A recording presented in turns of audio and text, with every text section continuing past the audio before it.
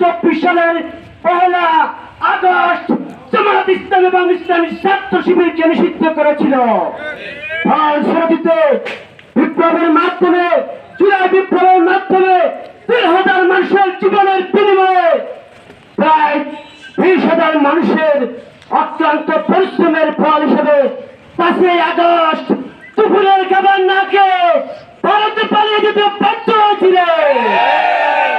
সম্মানিত উপস্থিতি, আমরা চাই না বাংলাদেশের 18 কোটি মানুষ মনে করে বাংলাদেশে আর কোন ফ্যাসিস্ট তৈরি না হতে পারে। এই জন্য 2026 সালের 5 ফেব্রুয়ারি নির্বাচন অনুষ্ঠিত হয়েছে।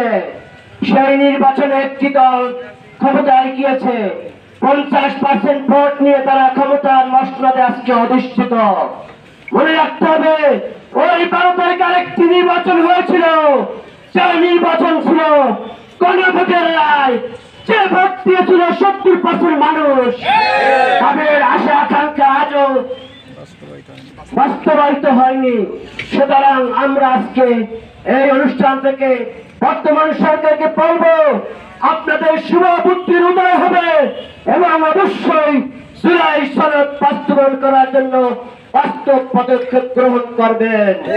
পরিশেষে স্বাধীনতা, সার্বভৌমত্ব, ন্যায় এবং ইনসাফ প্রতিষ্ঠার জন্য বাংলাদেশের 12 কোটি থেকে 18 কোটি তৌহিদি যারা প্রস্তুত আছে।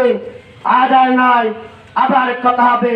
ইনকিলাব, ইনকিলাব জিন্দাবাদ। বাংলাদেশ জামাত ইসলামী জিন্দাবাদ। সংগ্রামী